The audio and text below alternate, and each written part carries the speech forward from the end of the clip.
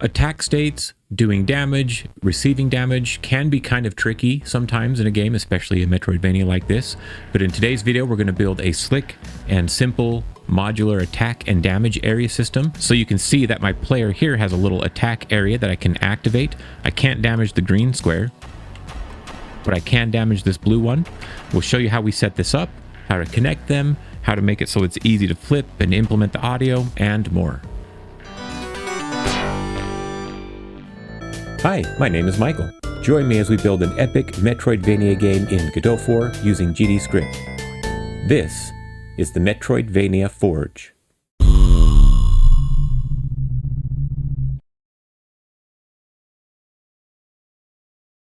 Alright, so as mentioned in the intro, we want this attack area to be simple to implement and also to be able to work easily across our game. So what we're going to be building is two new node types that extend from an area 2D. You can see here in my playground, I've got this DamageArea scene. It has an audio stream attached so we can play back a hit audio when it receives damage.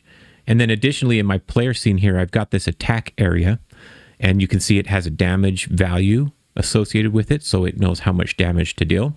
And we're going to make these so that they're very modular. They are basically just an area 2D each, but they've got some extended functionality that makes them easy to use. We can just add one of these nodes like we would any other node in the game. It's not a special scene.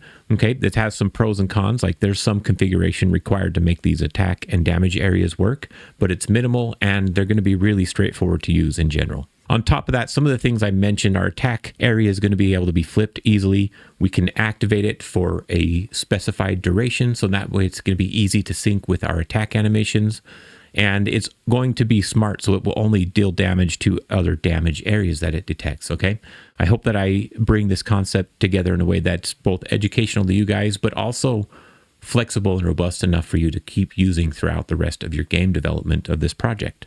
As we get started with our attack and our damage areas, we're going to bring in the icon assets that I've provided on the itch.io page to go along with this chapter, because we're going to be creating some new node types, and I want to be able to use those icons so that they stand out in our scene tree and are easy to view. So let's get started with that. And so I've got all my icons stored here in the general icons folder. So I'm just going to go ahead and open this in the file manager. And then I'm going to open that zip file so I can take the new icon SVGs and drag them in here. Of course, I've extracted this zip file, but here it is. You can see I've got my icons folder. I'm going to grab all of these, copy them, and just paste them in here. We've got a whole new set of icons. And you can see, obviously, throughout this chapter, we're going to be building our attack and damage areas today, but we'll also have breakable objects, a hazard area, which is basically an extension of the attack area, and then we'll have an ability pickup. So these are just some fun icons I've thrown in. You don't have to do the icons, but they really help having a nice unique icon in the scene tree so that it's easy to find your nodes. Okay, so back into the game. Now that we've got this, we need to start setting up the scripts that we're going to use for both of these areas. Okay, so let's start by building the scripts for both the attack and the damage areas. So what these are, the attack area is an area that is going to be looking for damage areas. And when it finds one, it's going to call a function on that area to let it know that it needs to take damage, right? And so what that means is our attack area is going to have at least a damage variable associated with it. We'll also need to configure it so that it has collision layer settings that work with our damage areas, because we don't want our attack areas colliding with everything. Certainly for performance, it makes sense to try and limit it. And then likewise with the damage area, instead of monitoring for other attack areas, what the damage area is going to do is it's just going to be a monitorable area, and it needs to reside on the layers that our attack area is checking against. That way the attack area can detect it. And then the damage area is going to be pretty straightforward, because it'll just have a take damage function or something along those lines and a signal that it can emit so that any parent node that contains one can react accordingly. So I want to store these as just kind of generic scripts. And underneath my general folder, I do have a scripts folder here. And you can see this is where we've created our level bounds and a little light flicker. So I'm going to add two new scripts here. Oops, not to the scene. I just get used to Control A. Let me go ahead and create this new script. And we'll call this first one attack_area. And we'll give it a class name. Now I want this to extend an area 2D, because that's what we're going to be using. Now, in many situations in the past, I would have built this as a scene with a script attached, and then I would configure the scene to have all the settings that I need. But I'm going to take a different approach in this project because I want my attack area to be more generic. So this is just going to be a node type that we can just add to any object. The benefit to this is it's a little bit easier to add and configure how we want. So we can add our own collision area as a child to define a different shape without having to, worry about what we do with the scene. There is at least one downside to this approach, and that's that we won't be able to save our layer settings in the scene like we would if we had created a scene, right? If this were a scene, we could go and configure which areas it should reside on and so on and so forth, and you just get it set up so that it always works. So this is going to require a tiny bit of manual work, but I think it's a little bit more elegant as well and a little bit more modular and reusable. But before we move on from setting this up, let's go ahead and add the icon that we want. So we just brought those in, and I've got an attack area icon. I'm just going to plop it right there. Okay. I need to configure it to not add all this maybe, but we will use a ready function on this because we're going to have to set up some things when this script or when the node is ready to work, but we won't need a process function. So I'm going to remove that. And then of course we'll be extending this and adding more to it later. But while we're here, I want to come back down to my scripts folder and create another script for our damage area. I hope these naming conventions work for you guys. In the past, I would use the hit and hurt area terminology, which I actually confused myself in the AARPG video and I swapped those around. In this series, I just decided I just don't like those words because I mix them up in my brain and then I get myself confused. So if you're lacking brain power like me, then hopefully this helps. Although I realize damage area could be misconstrued as an area that does damage. I don't know. If you've got a different name, then by all means, use whatever name you like, so long as it works for you. So there we go. We've got this class name. It's going to extend an area 2D as well. And I want to assign an icon. So let's grab the damage area icon. These icons do help illustrate which is which, right? Obviously, the attack area with the red and the sword indicates that it does damage, and the blue shield for the damage area hopefully helps communicate that this is like your armor. That's the idea there, right? Now with this damage area, I'm just going to remove all of this for now. It's going to be lean and mean, and we're going to make these scripts super efficient. Now let's go ahead and just hop over here to our playground. And what I want to do is I want to kind of talk about and explore these a little bit. So let's go ahead and actually, before I do this, I'm going to restart my project so that we can see those icons. Okay, we're back in the project. You can see also that I've set up a playground scene, or I've taken that original playground scene back from chapter 1 and I've repurposed it. And I've set that as my default scene so that it's easier for me to test because we're going to be doing a lot of ability testing and I want a room where I can just add stuff as we build it and test it out easily. Okay, so you may want to do the same. So, and just to clarify, that means I've gone in here to my project and set the playground as my main scene for now. We're going to have to switch that back when we're ready to publish the game, but that'll become pretty obvious the first time you publish it and forget. You'll be like, what the heck? Where's my title screen? Anyways, so what I want to do in here is let's go ahead and add an attack area. So I'm just adding a new node, right? And you can see that attack area falls under the area 2D. And in fact, if I clear that search, let's just come in here. Node 2D. Where's my areas? Where's my areas? Oh, collision object 2D, area 2D. Okay, there you go. You can see we've got two unique type of area 2Ds now, an attack area and a damage area. Okay, so I'm going to add one of both of those. Oops, not as children of each other. So you can see we're going to have to configure these manually a little bit, right? Pros and cons. But I'm going to go ahead and just add, so to the attack area, let's add a collision shape because this won't work without one because it is an area 2D. It does need that collision shape. And then I can go ahead and configure this. It'll be a rectangle. And where are they at? All the way up here. Okay, so let's move this down here. Let's grab our damage area. We'll move it down here as well. And we'll do the same. I'm going to add collision shape 2D. And then just another rectangle shape is fine. And then I'll make this a little bit bigger. For this attack area, I'm going to change the color to red of my collision shape, this debug color, so that we can distinguish them in the game. And there we go. We've got two different areas, right? Okay. So the attack area and the damage area need to be configured so that they can interact with each other.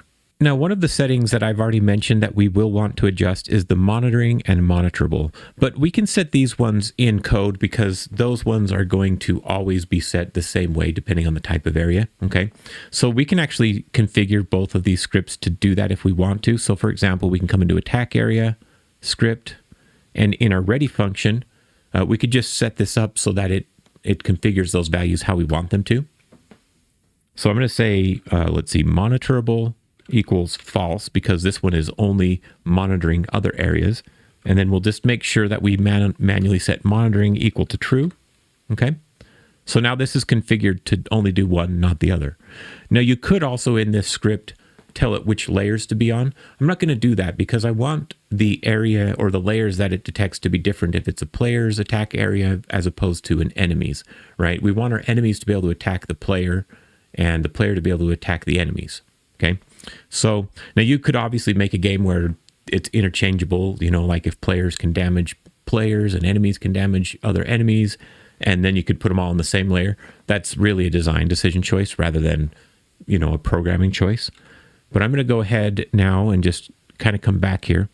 You'll notice that this is already configured a certain way, but once we start adding other areas, like if I had another attack area, well, I guess it didn't do the onReady because it's not a tool script, but I guess once we run the game, it'll set those values. Okay, so we've got these. I just want to come in here then, and let's configure the layers, and we'll maybe set up the layers a little bit too. Let's start on the attack area and go down to collision. We can take it off of a layer. It doesn't need to be on a layer because it's not monitorable, right? It only needs to be on a layer if other collision objects need to be able to detect it. But since this is only detecting others and doesn't need to be detected itself, we'll just turn that off.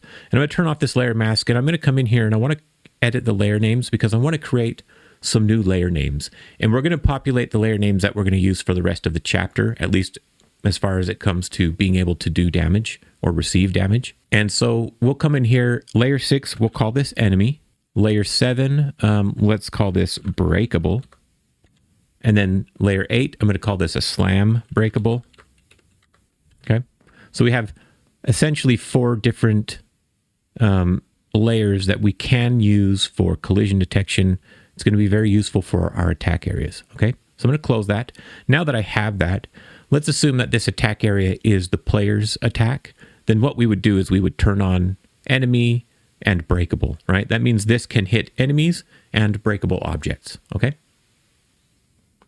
So this means you could have enemies that damage the player and breakable objects, or maybe some enemies can only damage the player and not breakable objects, right? That could lead to interesting interactions, like maybe your big enemy that slams an axe can also break objects, but the little ones can't. Now on our damage area, what we're going to do is we can turn off the mask, the layer that it's on. In this case, because let's assume this is like an enemy or a breakable, then we would set it to the appropriate layer, enemy or breakable. Okay. If you were to put this on the player layer, then that would mean that, you know, it's the same layer as the player, which is how we were configuring our enemies to be able to damage. Now, again, you could simplify this and simply have attack area, damage area, and remove all of that. But this way, it's going to allow your player to not damage himself. It will simplify the implementation of this somewhat, or maybe even significantly. And so I do recommend following these layer configurations. All right, the next step, actually, I'm going to take this attack area and I'm going to move it. I'm actually going to cut it and I'm going to place it in my player scene here. Because obviously, once we start, oops, I just copied something else. Okay, here we go. Let's cut that. Go to player and paste.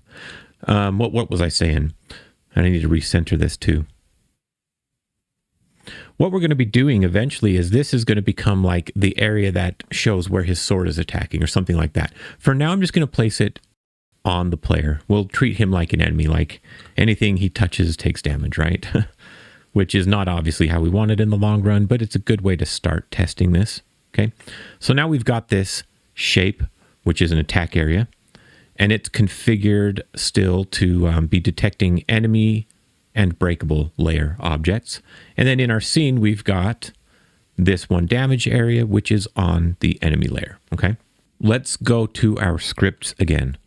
So in here on the attack area script, we're going to be using the built-in signals and functionality of the Area 2D, which it extends. And so we don't need to do a whole lot, but we're going to connect to our body entered signal. And then we'll create a function called onBodyEntered. Okay. Now this onBodyEntered, if we look at it, what it is it says if another node or body enters this area, and of course those layers have to be corresponding for that detection to happen, then it will trigger this and it will pass that body along.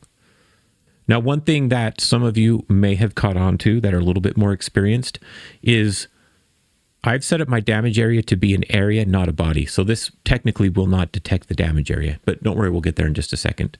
But just to start, we'll just say we need to identify this body. It's a node 2D, and so I'm going to call it N. Or let's stick with forget that. Let's stick with the documentation. So we have a body, and for now, let's just go ahead and print. We'll just print that body name out right there. Okay. Now, the reason I'm doing this is because in the future, we probably want our enemies to be able to hit us, even if maybe it's a body. So this is kind of more precautionary. But this second signal we're going to connect to might be the only one we need. And currently in my game, it is the only one. But because I don't know how my enemies will be set up in the future, I'm just trying to be a little bit more broad thinking. So I'm just going to also connect to the area entered signal, and we'll connect the same function because the area entered will do the same thing. It will be an area 2D instead of a body 2D. But area 2D does extend to node 2D. So technically, this logic still works. All right. Okay, I'm going to go ahead and turn on my collision shapes. And let's go ahead and run the project. So we should see those. Okay, red area for the attack, blue area here for that what could be an enemy. And I'm just going to show my console and let's run over it. Okay, body area entered, or body entered damage area. Okay, so the detection is working. So you can see each time we enter it, damage happens.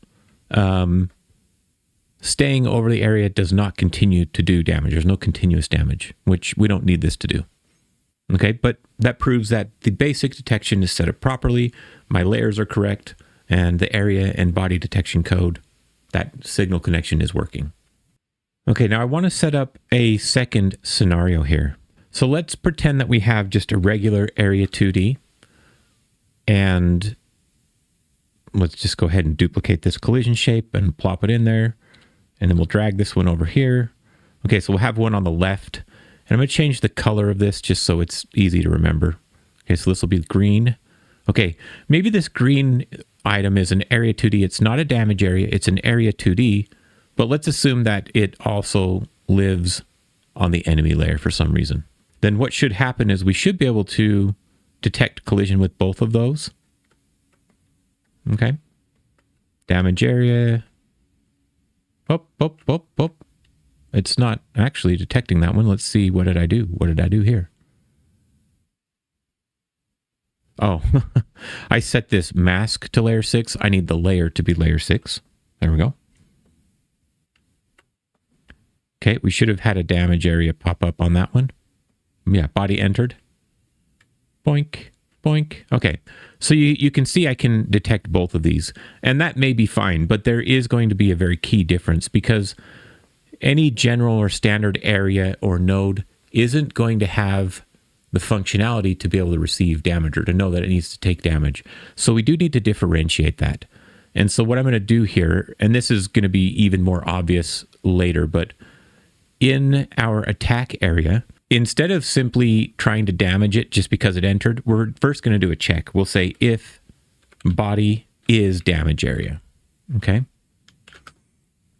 Then, in this case, let's just print a different message. Damage. Okay.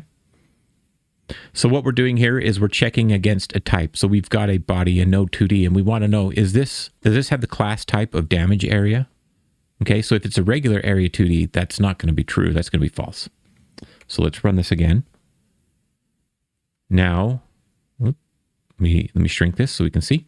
Okay. It worked on the blue one. We detected the area over here, but we didn't do damage to it. Okay. So hopefully you can see where we're going with that. We're differentiating certain types of objects because we're going to be calling a function on this body, and we want to make sure that it has it. Now, alternative ways you could do that, you could check to see if the body has a method. And I think that's something like if body dot has method. There we go. And you could check to see if it has a method called take damage. And then if it does, you could call that method on the body, right? This is another way to do this. And using something like this has some advantages. I think it's slower though. I think this is a better way to handle it, but I could be wrong. If anybody knows the details about that, feel free to drop them in the comments. But there we go. Now we've differentiated an area 2D and a damage area within our attack area script. Okay, let's now clear these. We know this is working how we want. Okay, so I'm going to clear this out. I'll just put pass here for a moment. Let's go to our damage area because this is the script that needs to be able to take damage, right? So let's go ahead and actually create a function called take damage. What we're going to do with this take damage is we could just say like a value for the amount or something like that. And that could be a float or a delote or a whatever, or a little tugboat. Okay.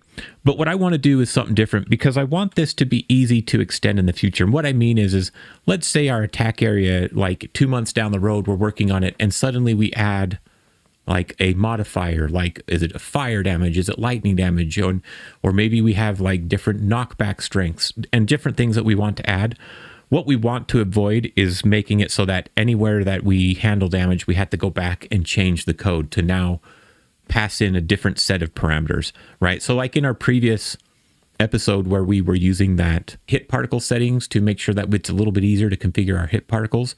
What we're going to do here is kind of the same idea. We're not going to create a new class though. What we'll do is we'll just leverage the attack area itself. So what I'm going to put in here is I'm going to put attack area of type attack area. Okay.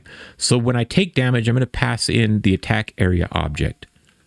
Now this is going to give us the benefit of being able to access any properties that we add to this attack area. And anytime we add new ones, it'll just be part of it, right? We don't have to do extra code on that method's signature, the properties that we're passing in. And it will also give us access to any of the properties that we have in the area 2D, like its global position, for example. Okay, so take damage. Let's go ahead and just do this. Print. And now we'll print damage.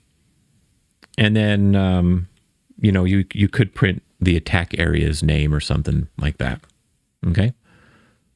Save that.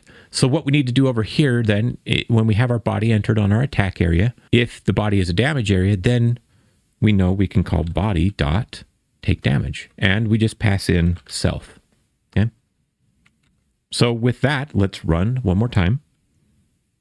And now what we'll see, I should just configure this to be smaller, shouldn't I? When I run over here, damage, attack area. Obviously, the name of it is attack area. We could call it Jim Bob. And then it should say Jim Bob. Hey, you guys see Jim Bob? You guys see where Jim Bob's at? Oh no, Jim Bob's out there playing Bitchma games. Yep, there we go, Jim Bob. Okay. And I don't really want to call it Jim Bob, but whatever. Okay, we're going to build in some functionality that's going to allow us to manipulate the attack area so that we can get it to look and feel and maybe do some of the things we want it to do when we start using it on our player, for example, right? Because he's going to need to swing a sword. So we don't want our attack area to always be activated. We want it to be able to be something that we can activate temporarily. So let's go ahead and build that. So I'm going to make a function called activate.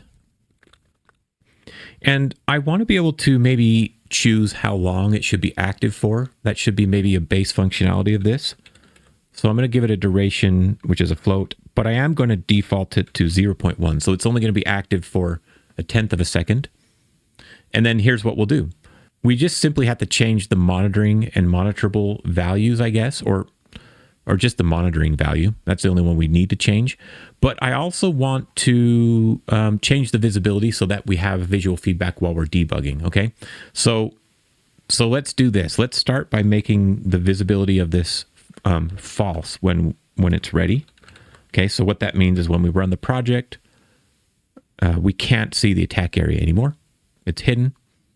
Okay, and then we'll turn both of these values to false up here. So we're going to set monitorable and monitoring to false. So now it's not only is it not visible, but it's not active. So if I run over these areas, this damage area, it's not detecting collision. So it's not working. Okay. And then what we'll do is when we call activate, we're going to activate it for the duration. Okay. So what we need to do, and I'm going to create another function actually to make this a little bit cleaner. So let's make a function and we'll call it set active. And I think we'll just have it pass in a value, which is a Boolean. And by default, we'll set that to true. Okay. What set active is going to do is it's going to enable the monitoring and make it visible. Actually, we're not going to set monitoring to true. We're going to set it to the value, right? Because this means we can set active and we can pass in false and it'll deactivate it. Okay. So this is a really simple little method, but we'll just use it like this, set active. And we don't need to pass in true because it will do true by default. But if you want to, just so that it's easier to remember, you could. I think the name is explanatory enough. And then what we'll do is we're going to just do an await and we'll create a simple timer. So we'll do get tree dot create timer for the duration. And then we need to do dot timeout. So we're waiting for this timer to time out. And then we can say set active and pass in false. Okay. So it's just going to activate and deactivate on its own. For now, I'm going to, on my player, I'm just going to create a dummy way to test this because we're going to build the attack in our next episode. So I think I've got some input testing down here. Here in the debug, let's do it right in here. Okay. So I'm going to say if event dot is action pressed, and we do have an attack. Okay. Then what I'm going to do is I'm just going to grab this attack area and say dot activate. Okay. And then I'll return. Okay, so let's test this and see if it works. We should see the attack area enable. Yeah, there we go. I'm pressing attack and it's turning on for just a split second. And that's really all we need for most simple games with an attack, right? If we try to get too fancy with attacks, you're going to run into lots and lots of issues. But one thing you'll notice is as I stand here, each time I attack, just the act of enabling that area will trigger the area entered, okay? So that means that you can already be overlapping, but because it's disabled, it's not detecting a collision. As soon as you enable it, the next frame, it's going to trigger that, collision, okay? So there we go. Good simple test to test our attack. We are going to want to remove this later, but for now, until we build the attack, we'll keep it. Now I want to build one other thing into our attack area here. And actually, let's look at our player to understand this. So let's assume that my collision shape for my attack is actually like this. And it's over here somewhere. Well, that's weird. I want it maybe right there. So I'm doing something very intentional I need to explain. My attack area is here, and I'm putting the collision shape so that the left edge butts up against it. Meaning if I place this here, and let's assume my attack goes out this direction, then what you're seeing is it's attacking from, towards the right, so it matches my player facing. Because obviously when we flip directions, we want to be able to make it do the opposite, okay? And so keeping this origin here centered is going to make that very easy to do. But obviously, when I run my game, I can attack to the right, but if I face left, it's still attacking to the right. Now, I would like my attack area to be easy to flip so that other entities that use it don't have to have a ton of code. So I'm just going to build in a simple function into this attack area called, I guess we'll call it flip. Okay. Oh, not the semicolon. No. Okay, so flip. And all flip is going to do is change the direction, but we're going to need to provide a direction so that we can determine which way to flip it. So I'm going to say direction _x, which is a float. Then we'll do a check. If direction underscore x is greater than 0, then that means it's facing to the right. So we can say scale.x equals 1. And then I'm going to do else if, or elif. You could just do else, but what we want to do is if we pass in 0, then that means maybe don't do anything, okay? So if you did else and then just did colon and said scale is -1, then anytime... In fact, you know what? Let's do that. Let me just demonstrate it. It'll be easier if I demonstrate it. So else scale.x equals -1. Okay. In order for this to work, though, I'm gonna do one thing here. I'm going to leave it visible by default. So I'm gonna set this back to true temporarily. Okay. And obviously, we're not calling this flip yet, so we need to call that in order for it to function. Okay, so what we're going to do is let's go back to our player script. And you know how we've referenced this directly here? I don't love doing that unless I'm kind of quickly testing. Let's go up to our onReady variables and let's actually grab a reference to our attack area here. Okay, now we can just call it that way. And in fact, I'm going to change this too. I'm going to give it a unique name and then I'm going to redo that. There we go. That way, if I move it around or something, should be good. Okay, so let's see. Just go clean up a couple things in my unhandled input. I can now change this to AttackArea. And what we're going to do is we have a update direction function, right? And in this function, we just check if we need to change the direction that the player is facing. And here in this condition, if our direction has changed, then what we can do is call AttackArea.flip. And then all we have to do is pass in the direction X, okay? And you can see our logic is very similar to how we're flipping the sprite. Let's go ahead and test this though real quick. Okay, it flips, but you see, as soon as I stop moving, it flips back to the left. And the reason it's doing that is what I was trying to get after. If we do else right here, then a direction of 0 says, oh, okay, then let's go the other way, right? So we want this to be an elif. We really want to ignore if the player's direction is 0. Because if the player's direction goes from 1 to 0, that means he stopped moving, but he's still facing the same way. My throat, hold on.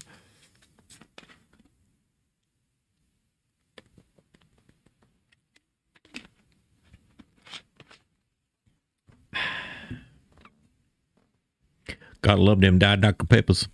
Okay, so here we go. So if direction underscore X is less than 0, then we do this. So I can just save that. And now I can stop moving and it stays facing the direction. And now that I have that working, I've practically built an attack state for my player. And if you don't need animations or any other interaction with your attack state, then honestly, this might be sufficient for a lot of simple games. In the next episode, though, we're going to take this to another level by including animations and effects and stuff like that. But we're not done yet. We're not done yet. Okay, one thing that we haven't done on this yet, and I think I just kind of missed it because obviously we could have done it earlier, but our attack area maybe should have a damage value. In some simple games, maybe you don't. Maybe everything is fatal or 1 damage, right? But let's go ahead and just add an export variable here so we can control that. And I'm going to make it a float. Could be an integer. Just make it the same type as your hit point values. That way the math doesn't give you warnings or errors. Okay, so I'm going to set it to 1 by default. And there we go. Now, when we pass our... Where am I? I'm on my attack area, right? There we go. Now when we pass this node into the take damage, now we have a damage value that we can print here, right? So let's say damage, and then we can do AttackArea.damage. Okay? And just to demonstrate this, let's go ahead and look at our player scene here. Set the damage to something like 10. And now we should see 10 output in the console. When I do damage, that is. Boom. There we go. We did 10 damage. Okay. Cool. So now that's helping that concept maybe solidify just a little bit on how we're treating this attack area node as an entity that contains information. I want to go back into my scripts here because another thing that I'm doing out of order is I just need to, this visibility isn't super critical, but I just want to set that back to false. so that it's a little bit easier to test in the future. Anything else I need to clean up in here, you guys? I know I'm asking you and you can't tell me. Yeah, I think we're good. I think we're all good there. Okay, our damage area now can actually receive damage. Now, we're not quite done with the damage area. There are a couple things that we want to do. So a damage area doesn't contain hit points in this setup that I've got going on. Now, I think some people would probably argue that maybe it should be a part of this node or script, and I don't see a big problem with that. So if you decide to, you could add an export variable here that says like hit points, and then you could go ahead and subtract hit points. But I'm really going to simplify this damage area. So what I'm going to do is I'm going to add a signal that says damage taken, and it will also emit the attack area. Okay, and the reason I'm doing this is I just don't know how I want to handle damage on different entities at this point in my game design, and so I think this keeps it open. I hope I don't regret this decision later, but it's certainly not a bad decision in my calculation. So I'm going to emit this damage taken signal. So then theoretically, like if my player takes damage, he could then just do this same thing, like take that attack area and use that damage value to reduce his hit points. Okay.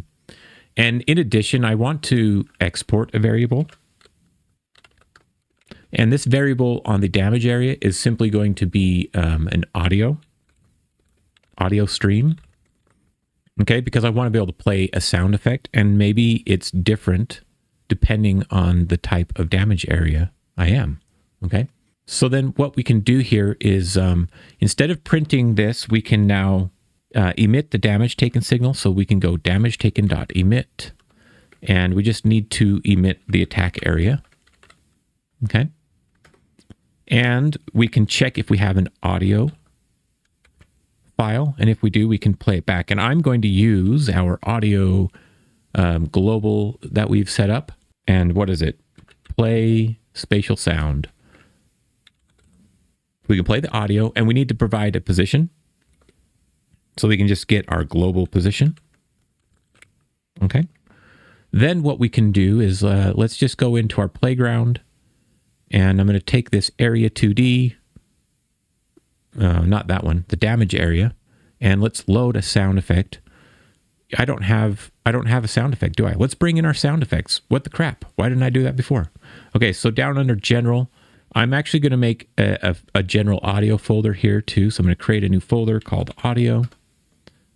I'm going to open this, and then let's grab all those audio. I'm going to just grab every bit of audio from my itch.io download. Okay, here's the icons. Go up, audio. There's quite a few. Paste it in here. Okay, so you can see we've got several. There's a generic hit audio, so I'm just going to load that one. Okay, so now when we damage this area, we should get a sound effect. So make sure your speakers is on. All right, so now when I attack this thing, we should get a sound effect. I've got reverb on in this scene. So there we go. We can take damage. We can make this node playback and a sound effect. Let's go look at the script. There's one other thing I want to do with this take damage though.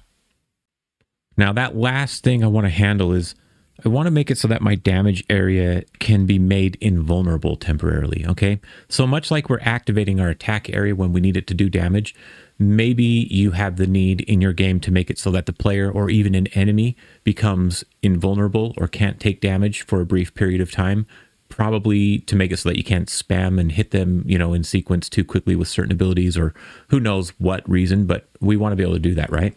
So we'll just make a function in here called make function make invulnerable.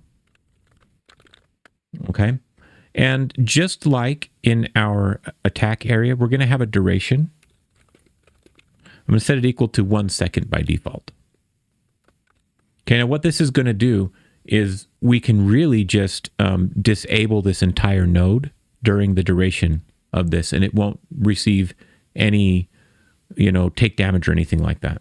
Alternatively, we could disable the areas. So I think there's just several ways you could do this, but I'm going to go like this. So when we call make invulnerable, I'm going to say process mode equals, and then I'm going to say node dot process mode disabled. await, create our timer, and then when it's done, and then we'll just go back to inherit. Okay, that's the default. And actually, I don't know, this may need to be tweaked. To be honest, I didn't test this a whole lot, but I'm just kind of building this in now. So an alternative to this, so if you do have issues with this, then I would suggest swapping this out for just maybe changing the monitorable state of the area. That's another way you could handle that pretty easily. Okay, but there we go. So now we can make this invulnerable. I'm not going to test that out because I don't have a great mechanism to test it out at this point, right? We could make it so you can click the button and I don't know. But that's going to be something that maybe you want to play with and test it out on your own game. And there we have it. All right. So there we have it. We have built our little attack and damage areas. They're rudimentary, they're simple, but they're also going to be quite easy to use in a modular fashion. So I hope you guys have enjoyed this one. Go ahead and drop any comments or questions you have below. Give the video a like. It's always appreciated. And of course, subscribe if you're new and want to see what's coming next. The next video will be adding our attack state. So we're going to be implementing an attack state on our player, which will of course integrate this attack area that we've already added to the player. And in addition to that, we'll be adding visual effects and things like that. Now, along with that, I have 2 homework assignments for you. One is I want you to see how you can add a visual effect to go along with this. Now, in our previous videos, we've implemented particles and we've implemented a little hit dust. I'm going to suggest you do just the hit dust, but you can play with particles as well. The way I'll implement particles will be different. It won't be tied directly to either of these nodes we created today, but I think doing the hit dust as a part of the attack shape is a smart idea. So see if you can figure out how you want to implement that and get it positioned in the world. And I think that'll help you wrap your head around these concepts. Second piece of homework is go ahead and experiment more with the attack and the damage areas. Maybe hook up the damage so that you can subtract player health and see if you can make the player take damage. We'll be doing that in subsequent videos, but that's a great way for you to continue learning on this episode. So thanks again for watching, and as always, we'll see you next time.